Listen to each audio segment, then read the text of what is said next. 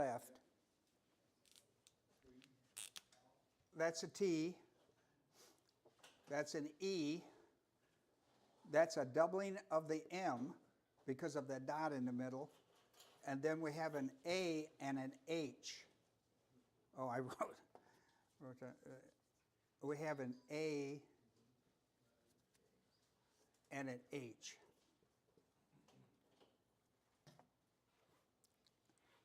That's Hebrew. And that's for the word integrity.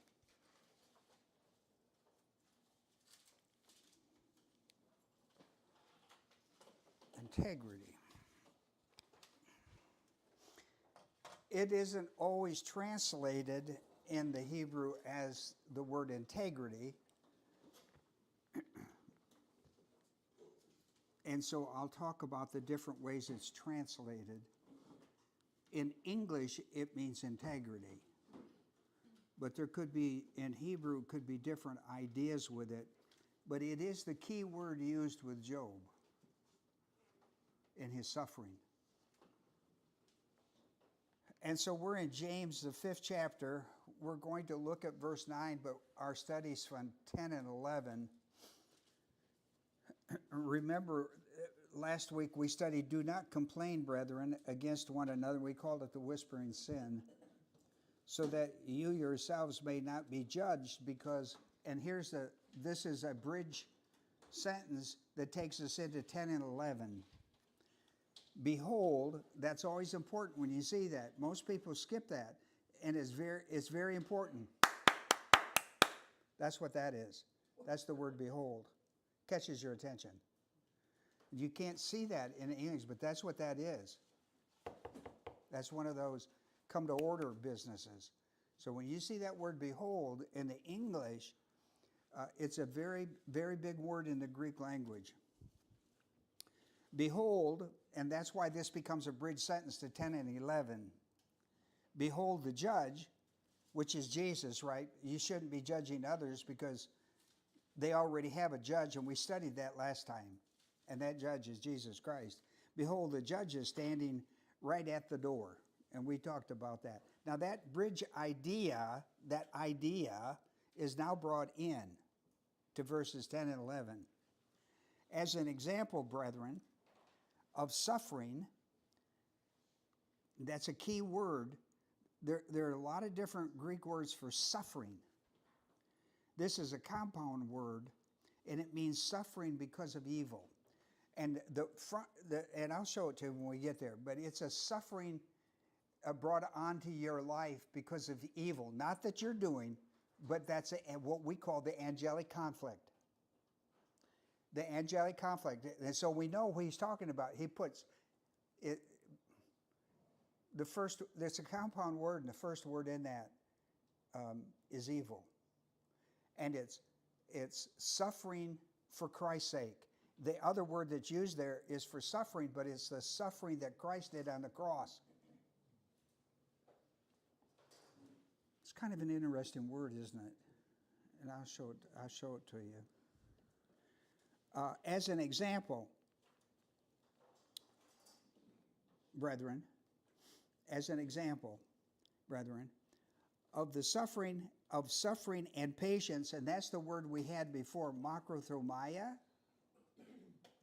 and it means long-tempered. You could be in suffering for a short period, and it only requires short patience. Or it could go a long period, and we call long temperate. You got to be prepared for the long haul, we would say. You understand that? The word makrothomia, it's a compound word again, means long tempered. You got to prepare yourself. It's going to be a long haul. Sometimes it's not. Sometimes it is. Maybe you might think, well, a short haul would be a week. A long haul would probably be a month or two, and it could be years. And so you always have to be prepared, whether it's a short walk, turn it over to Jesus. If it's a short period, give it to Jesus. So And if it goes longer than you anticipated or thought or the doctors thought, give it to Jesus, right? Cast all your cares on him.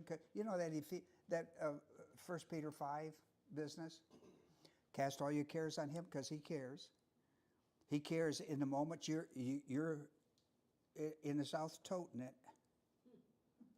packing it or carrying it. If you learn to turn it over every time you feel like, oh, wow, this is going a little bit longer. Or you go to the doctor and he says, you thought you maybe had just something simple with a stomach issue. Now it's, and then you go like, how long will this take? He said, I don't know, but it's not we'll treat it the best we can. But so the secret here in this is that you got to be long-tempered. You got to be prepared for whatever the Lord has put on your plate.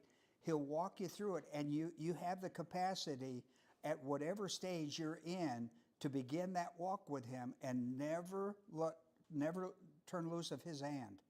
He wants to walk you through it. He'll walk you through it. He'll walk you through it. You need to be prepared. If it's short term, that's fine. We would all like the short one. We would like the short one. When I get up in the morning, it's all gone. It wasn't true for Job. And he's going to use Job as a classic example, right? See that word example? As an example, brother, and he hasn't given us example until he's going to give it in a minute. He hasn't given us to us yet. As an example, brethren, of the suffering and patience, take, and that's a command. The word take is a command. It's an aorist imperative. That's a very strong command in the Greek language. We call it hatu, military style command. It's the second person plural. That's a command. For example, brethren, the suffering and patience, take the prophets. Now, he puts them in the plural.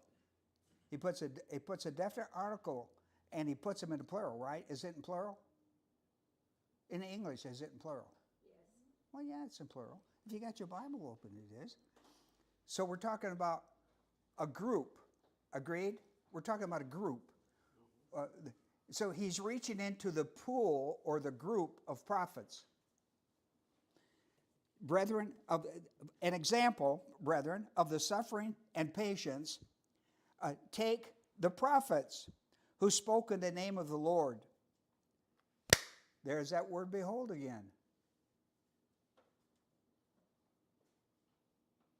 We count those blessed who endured. You have heard of the endurance of Job. Now he looked in his, of course, his Bible is the Old Testament, Old Covenant. And the guys who suffered, that he realized, James, that suffered the most were the prophets who spoke on behalf of Christ. Do you understand that? That's what he tells you. I haven't told you anything he ain't told you. So he goes into this group of prophets, and he's got a lot to pick from in the Old Covenant, hasn't he? He's got a lot of prophets. And you could probably begin to think, well, I know of some prophets, Elijah and this and that. A lot of prophets, they suffered for the name of Christ. And he had a large pool to pull from. But he wanted to pick one that really got hammered by undeserved suffering. You understand what I'm saying? Who was the one prophet of all the prophets, and there are a lot to pick from because they all suffered. He picked Job, didn't he? He picked the one who suffered because of the angelic conflict and needed macrothumia because it was long term. I mean, he was put on the mat, wasn't he? He was put on the mat twice in the angelic conflict. One when he lost everything in his entire family and all of his wealth, and the second time he lost everything left, and that was his health.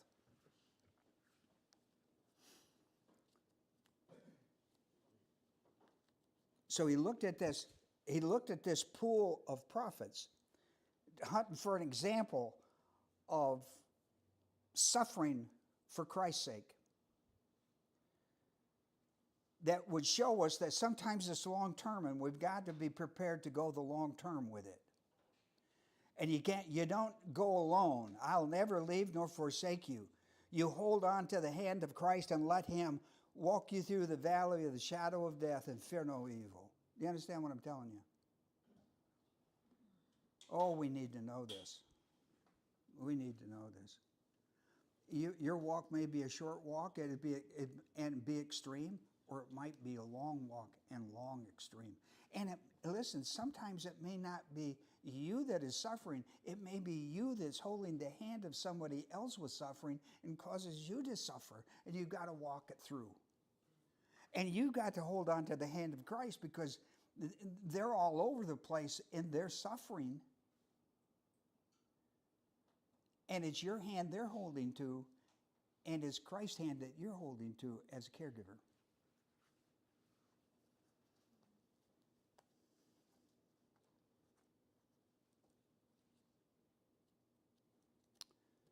So he picks Job. He picks Job. So he says, behold, we count those blessed who endured. You've heard of the endurance of Job, and you have seen the outcome of the Lord's. Listen, how have you heard of the suffering of Job? No, how'd you hear it? You may have read it, or you may have heard it, right? How would you hear it? Is hearing different than reading? Yes. Okay. All right. Now, they both involve learning, but it's different, isn't it? All right? So you've put your place, maybe you heard it when you was younger, and then you found some point in your life where you heard about it, and you began to study about it. And then you went, wow, right? But he uses interesting words here. He says, listen to how he says this. And he's talking to people in the first century about something. You have an idea when this story is actually happening in real time of Job? You have a time frame for it? I say Job is the oldest book in the Bible. It's the period of what in biblical history they call this the period of the patriarchs, and probably the time of Abraham. And Rick said 2000. That's pretty it. BC. And Don said this the oldest book. Yeah, it's one of them. This is happening to Job like it's happening to Abraham over here. It's happening to Abraham over here and Job over here. They're both engaged in the angelic conflict. Now, whether they knew each other, I don't know. He's from the land of Uz. I call it Oz because remember as kids we grew up with the Wizard of Oz business. It's just interesting stuff. Job reaches back. James reaches back, pulls out Job, which is the first of it.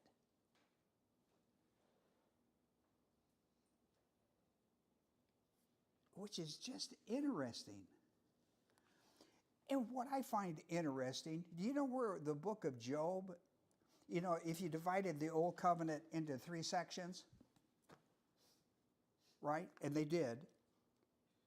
You have, what are the 3 sections? The law. Isn't that interesting? You know where the law, they're talking about Moses. And then what do we have? The writings, and then we have the prophets. That's the way they divide the Old Testament up.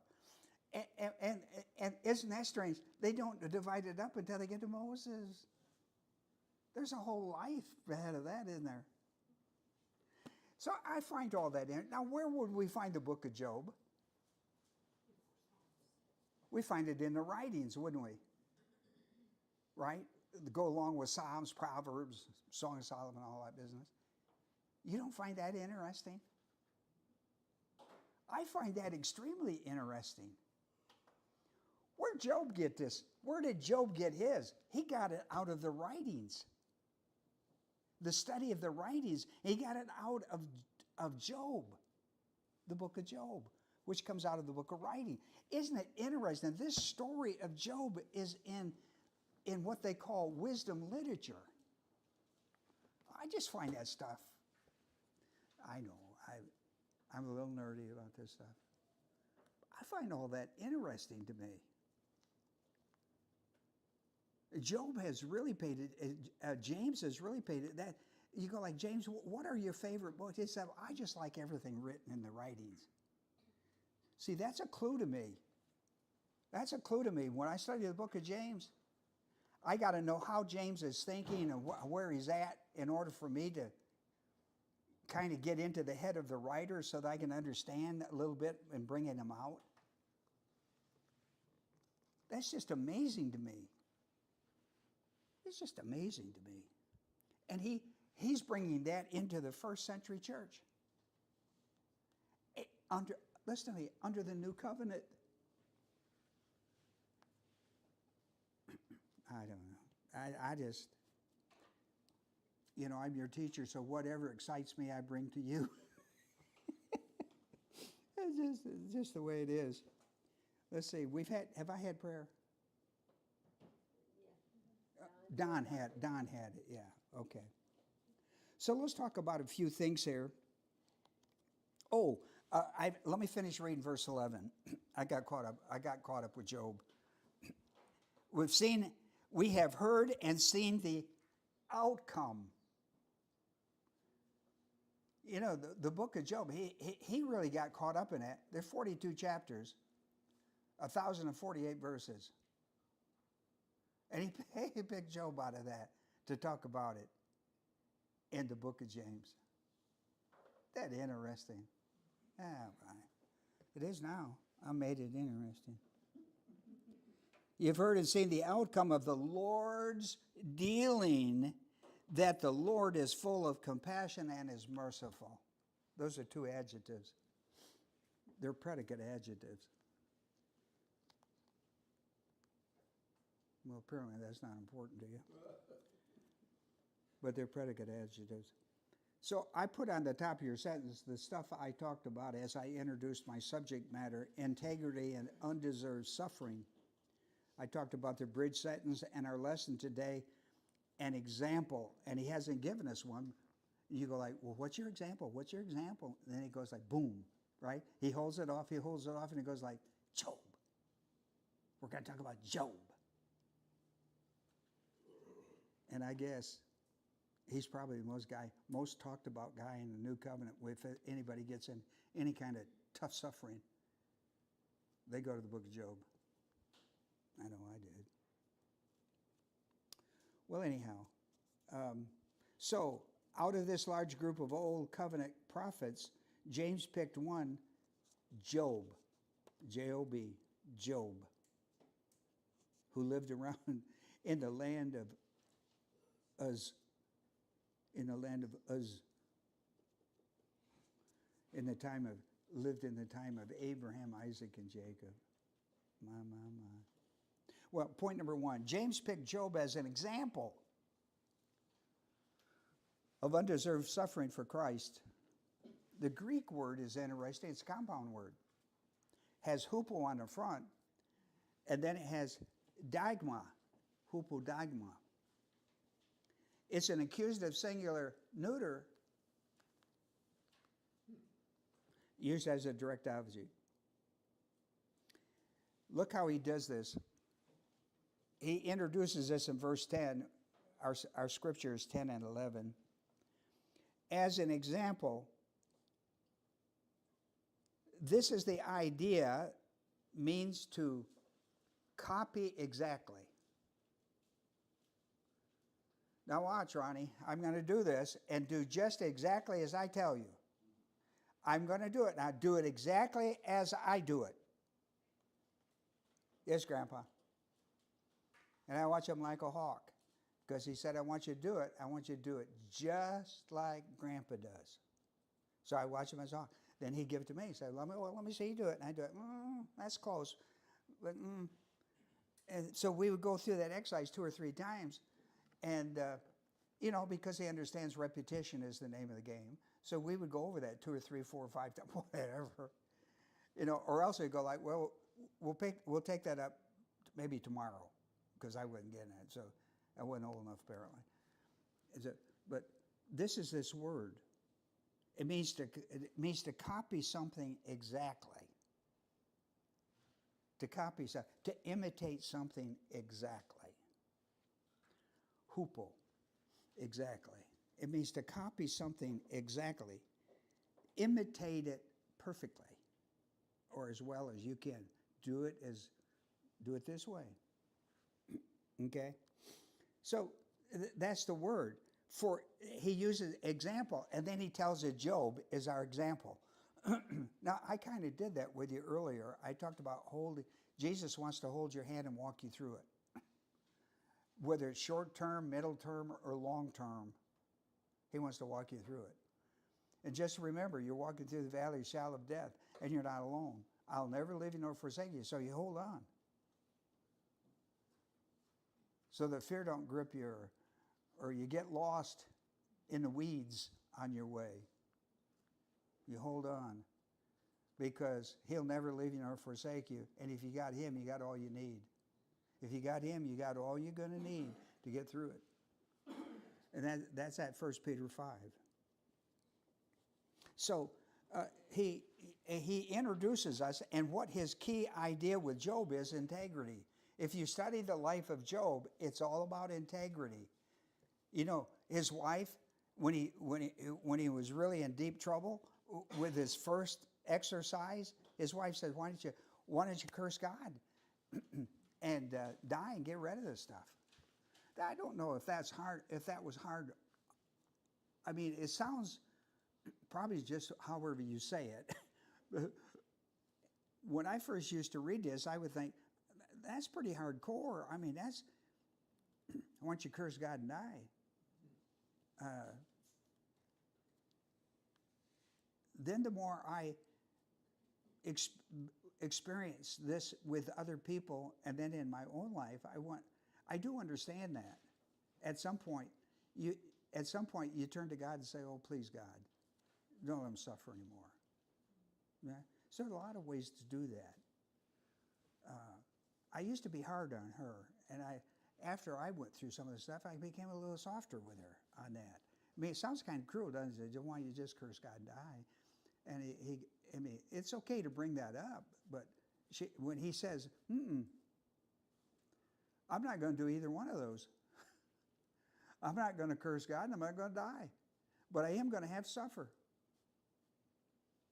Right? Because when you're alive, you just deal with what you got on your plate, right? That's all he was doing. Saying, look, I'm not going to do either one of those. I've got to deal with what I got to deal with. I'm not going to cower down on it or take the easy road out. My easy road is to walk with God. Make sure he's got control of what I got control of, right? I got to do this. I'm looking over here because have we got this? And he goes like, we got it. And I went, okay, we got it then. And so that's what James picked up, in my opinion. He picked this up by the word example. By the word example. He wants us to mimic or imitate exactly how Job walked his way out and long term. The first attack he had was short term. A tornado came through, wiped him all completely off. It was all done in a couple of days. This other we're talking about, whoa, we're talking about a long walk with terrible stuff happening to him, where his skin was rotting on his body. I mean,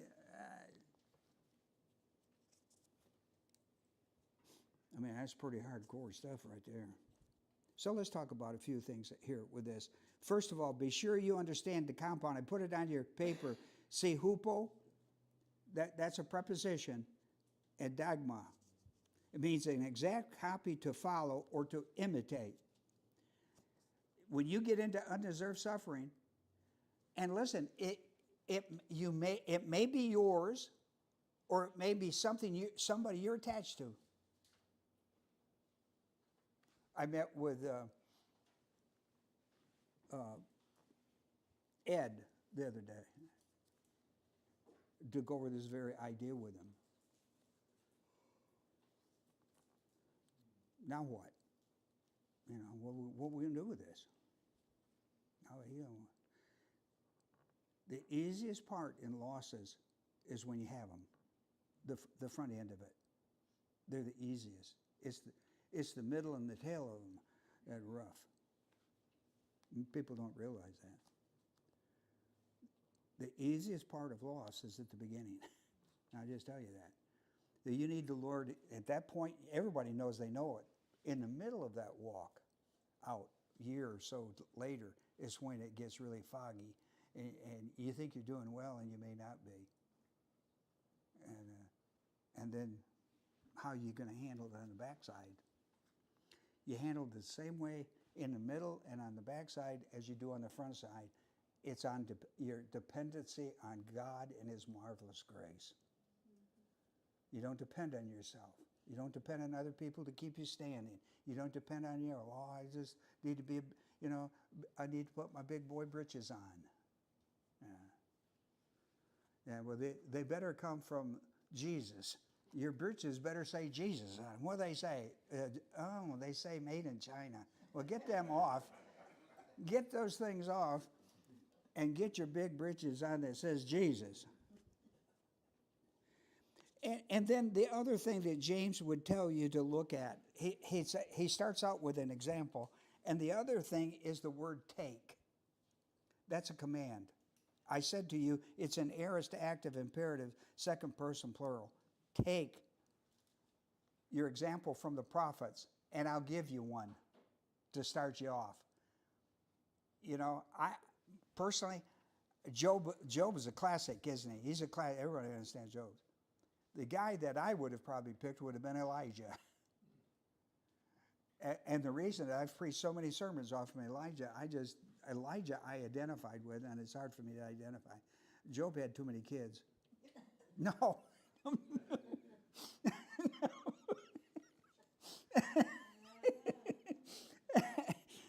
He had way too many kids for me to even deal with.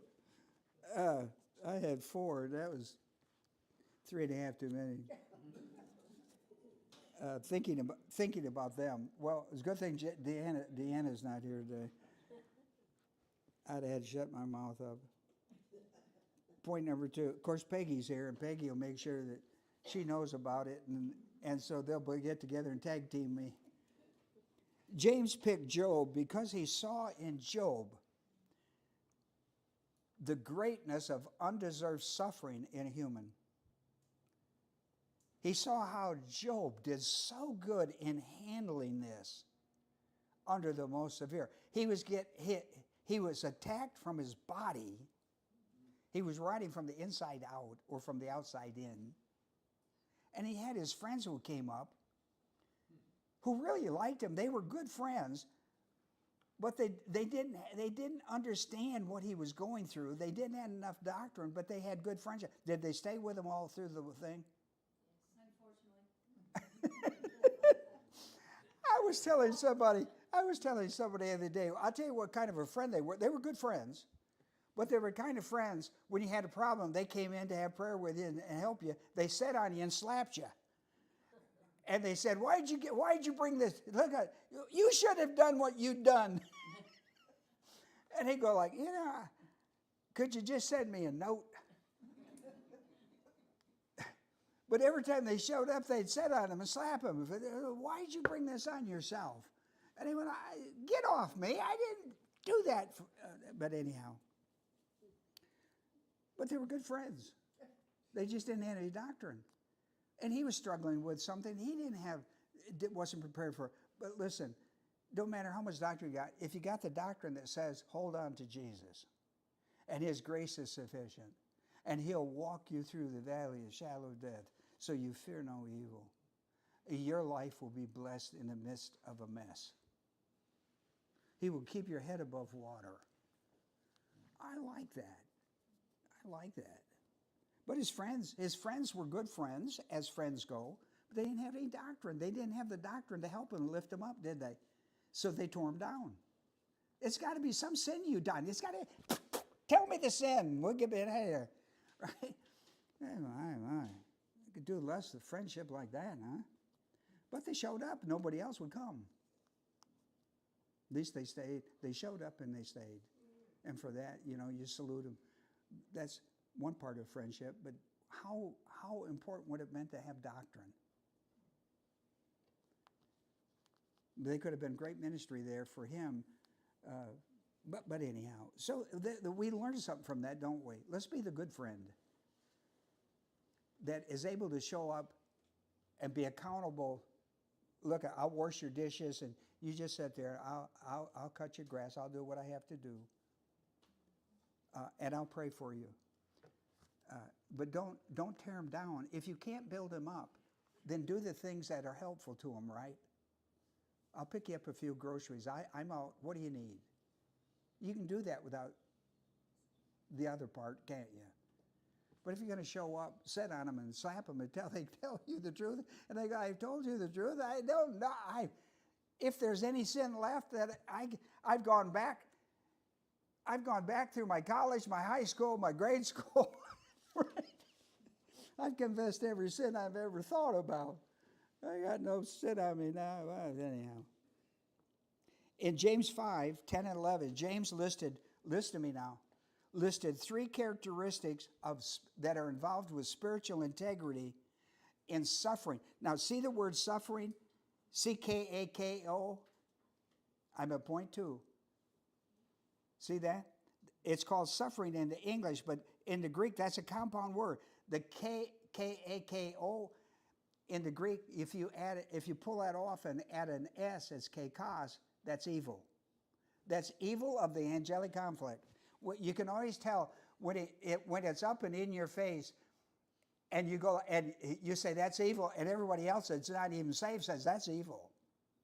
Then you know that's from the devil. That's evil. That's promoted by the devil. That was encouraging to me this election in America, because people saw evil and understood it was evil, and they voted it out. That was a breath of fresh air for divine institutional thinking. It was a breath of fresh air in my soul as a pastor, because we were headed for bad things. And the other word, say P-A-T-H-E-I-A, that's dealing with Christ on the cross idea. This is suffering for Christ. It's genitive, plural, feminine, for those who are interested, and it's a code word that you and I would understand, angelic conflict. The word patience, we've done a whole study on that word, macrothumia, being long-tempered. It may be a long walk. And then endurance. That should be hupo, it should be meno. It should be M-E-N-O, not E. That for vocabulary word, so that you would know vocabulary word. Hupomeno, meno. It means, hupo again, it means to be under or to abide. It means to remain abiding. Your suffering may be a long term. So what you going to do? What are you going to do if it's long term? You're going to do the same thing if it's short term. What are you going to do if it's short term? Yeah. I'll never leave you nor forsake you. So who you holding on to? Spiritually, you hold on to God, right? You don't have to walk it alone. He will never leave you nor forsake you. He will do everything necessary to keep you from drowning. He will keep you above water, so to speak. He did Job. His friends say, They come and poured water on him, right? He drowned and he said, well, I'll help you here. Ain't that guy. And so James says, you have heard of the endurance of Job. See, that's that word, hupomeno.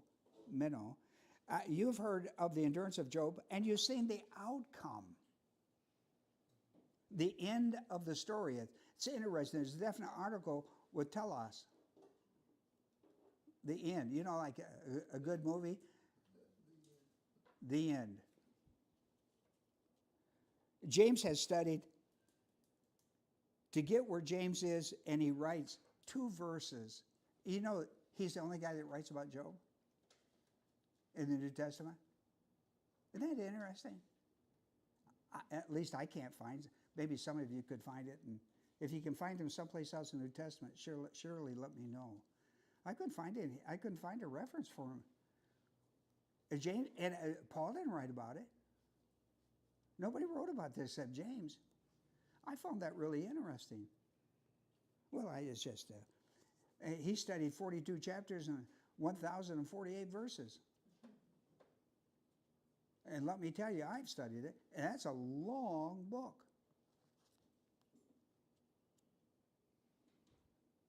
Not as long as it was to live it, though, was it? It was a long book to read it, not to live it. Point number 3, remember there are three categories of suffering in the Christian life. There's self-induced misery. I always use Eutychus. I always use Eutychus as an example because he give us his name. You know, Paul's on a missionary trip. He stops at Troas, which is kind of famous place for Paul, Troas. And he spends a week with them. And then he's going to be gone. He may not come back. And so he's holding long night sessions. And you people think I teach long. This kid at midnight fell out of a third story window. He fell asleep in a window, 3 stories up. Now you know he's a teenager. Who else would do that? Would you get 3 stories up and set in an open window? No, you would if you were 16.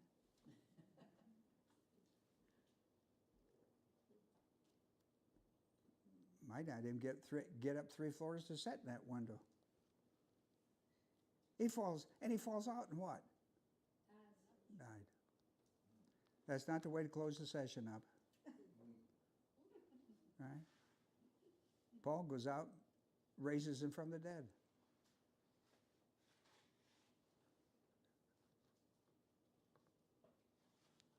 I wouldn't have been able to do that. So if somebody, listen, you call 911, don't call me. Don't expect me to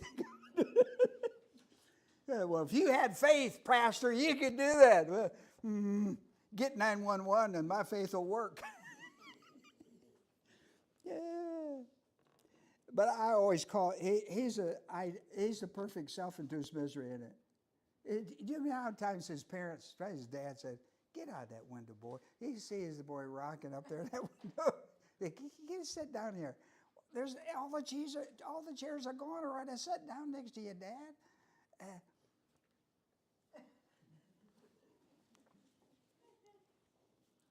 And then undeserved divine discipline. You need to read these things. Hebrews 12:5-8. He talks about three categories of divine discipline. He calls it light. Who didn't have my mama. Or no such thing as light. There was light discipline, reproof, discipline, and scourging. Undeserved suffering. My passage I gave you 3 passages. I like Philippians 1:29. It has been granted for Christ's sake, not only to believe in him, but also to suffer for his name's sake. So we're dealing with that with Job. Point 4, spiritual integrity, the word I put on the board, is found in your Bible, and this is why it's important. It's not the only key part of Job's success in suffering, but it was a key one. Integrity is what held everything else together.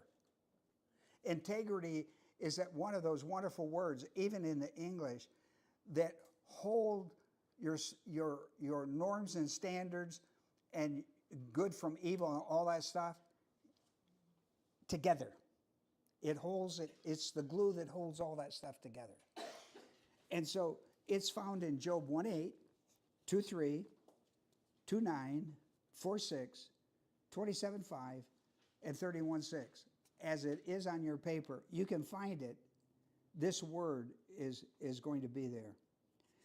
It is sometimes translated, sometimes they show you its integrity because they're emphasizing integrity is what holds the suffering under evil and makthumaya and hupomoneo. It's the endurance. It's integrity is what holds it all together, because I am not going to leave my hold on God. I'm going to stay with God. I don't care what the outcome is, because I'm going to start this journey with God. I'm going to stay with Him. I'm going to my very end, because then I'm going to meet Him face to face. And so I'm going to hold on to God from the start to the finish, because at the finish, I'm going to meet Him face to face. And that's going to be a good thing. And so I only look to the future. If that's the future, whether I die a horrible death or not, this doesn't matter. I'm going to be face to face with the Lord. To be absent from the body is to be present with the Lord. See, we hold on to that stuff. Job did, and that's why he's used it. James just went like, wow, and it influenced James, because they were in very tough times. James' ministry, they were into the fourth, headed to the fifth cycle of divine discipline. As a nation, they were full of evil, and they were going to get whacked. Well, anyhow, sometimes you might find this word as completeness or complete.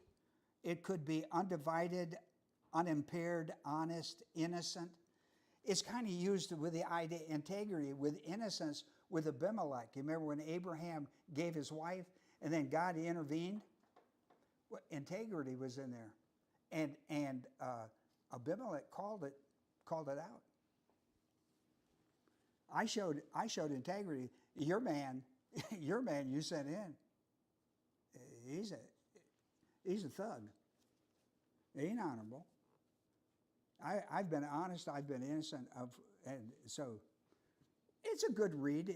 You can read about this in Genesis 20, chapter 1 through 7. It's a good read. It has our word in it. It has the concept of integrity. Remember, integrity is that honor code that you have with God that keeps being developed from a baby to a child, to a young adult, to a mature adult, to a super gracer. Integrity is a thing that just develops and holds everything else in your life. You need to have some integrity. Right?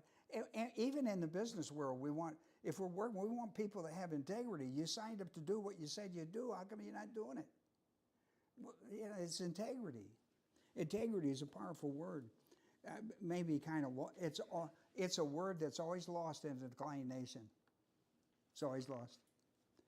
But it's a big word in the kingdom, though. A believer with spiritual integrity is not wishy-washy. Does everybody know if I say something like wishy-washy what that means? Okay, good. Because sometimes I bring words out, and people, especially with young people, they go like, wishy-washy. Yeah, it's an old word, Pastor. Yeah, I guess. That's the reason I use it. A believer with spiritual integrity is not wishy-washy in his character, no matter what the circumstance of life. His integrity is going to hold him. Integrity. Because God says it, I'm going to believe it. Because at the end, it's only going to be better. The worst part of my life I'm living, because if I die, I'm going to do it on God's time. And when I die, I'm going to step right out of this out of life into life, right? Well, it's found, this idea of integrity is also found in Psalm 78, 72. I wrote that out in your paper. Now I'm quoting Job 4:6, But this word is also found in Psalm 78:72 in a similar manner. Is it not your fear, which means reverence, of God your confidence, and the integrity of your ways your hope? Right? Point number 5. Spiritual integrity in undeserved suffering, that's the U.S., will bring the outcome of the Lord's dealing with the undeserved suffering in your life, right? He said there's going to be an end, the outcome. When you get to the end, you're going to have a new beginning. Well, wait a minute. Even if he brings you out of where you are, you're going to have a new beginning. If you die, you're going to have a new beginning, right? Job came out of his suffering, agreed. God pulled his suffering off from him. And did he enter into a new life? Yes. Yeah. Well, read the last chapter of the book. The last chapter of the book. God gave him a better life than he had before. Extended his life 140 years. Extended his life. Job, he lost all of his family. Listen to me, you missed this stuff. God gave him 4 generations in his family. He put a new family under him and gave him four generations. Let's see. That takes you, now help me. Parent, grandparent, right? Great grandparent, great grandparent, right? Most of us, not with my exclusion, because you know how long I want to live. With the exception of me, As long as God wants you to. 120. We know that the 4th generation is the key. You've got to hold these people 4 generations. And if you do, you're going to get another good 4 generations out of your family. And if you don't, you're not. See, I find the 4th generation curse business really important to Job. That he honored God. God honored him, gave him another 140 years. It's going to take him out into great grandchildren for sure, which is 4 generations. He lost everything and still got 4 generations. God extended his life. Not only his life, but a good life. You know, you go like, well,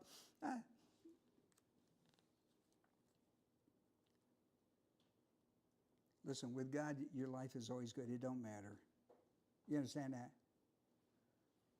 We'll get to pick and choose.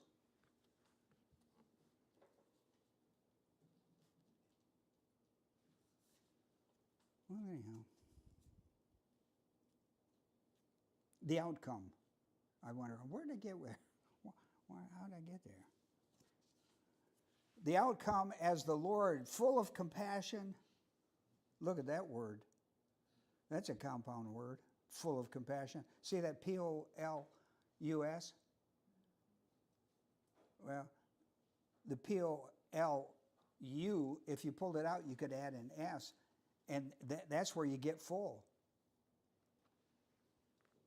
That's a whole lot. And then you got the word for compassion. And then merciful. They're both predicate adjectives. Yeah.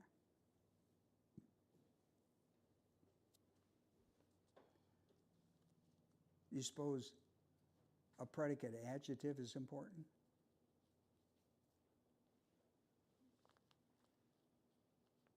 You know, an adjective that's called a predicate adjective? A predicate is a what? Verb. This adjective's connected to the verb. How about that? And what's the subject? The Lord, The Lord is, and what's the verb? Is. I mean is a what? Absolute status quo. It's an absolute status quo verb of existence. It's identified with God. I am that I am.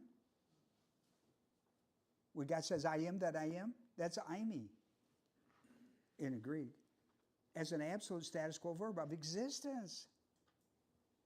The Lord is full of compassion and merciful.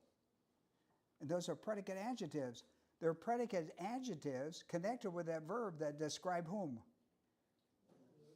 The Lord. And the outcome. See, the outcome. This is because you can have outcome. Is because the Lord is full of compassion and full of mercy, and it's all yours to have. See, Job got that. His friends couldn't see it. His friends couldn't see it.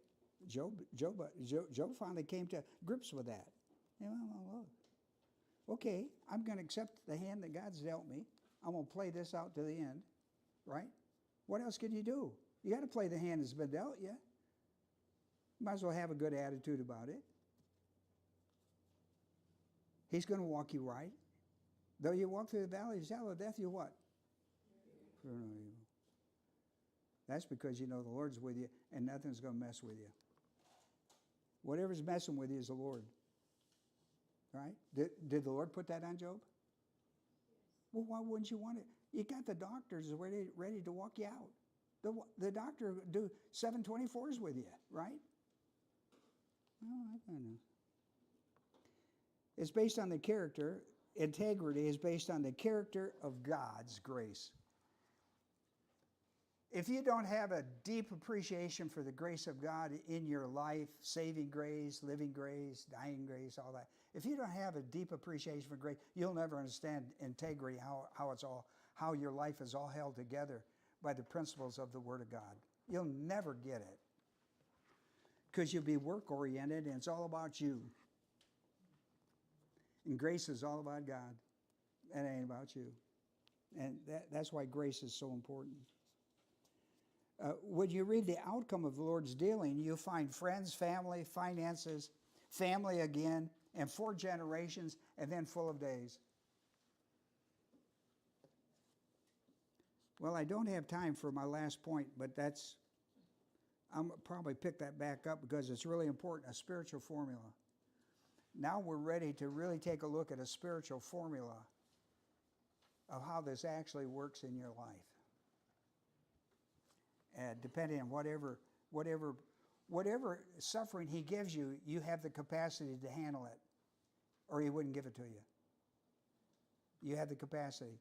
And this spiritual formula is how that capacity works at whatever level you are. So we'll talk about that maybe the next time. All right, let's have a word of prayer.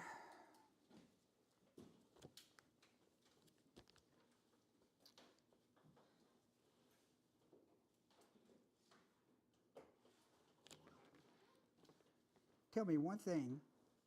Look up here. Tell me one thing you learned today. Tell me one thing you learned. Glenda. Endure in hardship and suffering. This is completely off the subject, but I'm impressed with their knowledge of the grammar. I mean, Compassion. they know about predicate verbs, they know verbs. That's impressive. Yes. See, a lot of us have gone through this on a smaller scale than Job. But everything that worked for Job on his scale works on your scale, is my point with that formula. It don't matter. When you go through it, you know when you're going through undeserved suffering, you know it. And it could be your mate, or it could be your brother, or some kin person, or somebody you dearly love that goes through it. And you've got to walk them. You've got to be with them. You got to walk them. And there's no, right? And this stuff, the way you walk it out with them is through your integrity and the doctrine you have in your soul. And that formula there is the mechanics of how that thing works. So I want you to be sure to go in and read that. If you just, I know people that have been with me a long time know the formula, but let me just tell you, and then we're gonna get out of here. In case you didn't, that FHS, see that FHS? Filling of the Holy Spirit. That's that Ephesians 5:18 business, which is on your paper. And then I got, see the K? That's knowledge of categorical Bible doctrine. And then faith cycle, I wrote it out. And then undeserved suffering, integrity, and then that equals blessing. Okay? I just write that stuff and then I forget that, well, maybe they don't know. You can tell when I get close to the end of something, I start abbreviating, doing stuff. I start out explaining everything. And then at the end, I'm just lucky to be able to shut it down and go home. But, yeah. What was the F in Holy Spirit in front of Holy Spirit?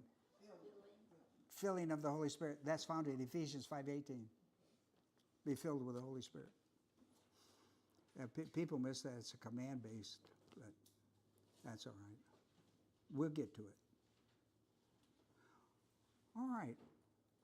How about closing us in a word of prayer?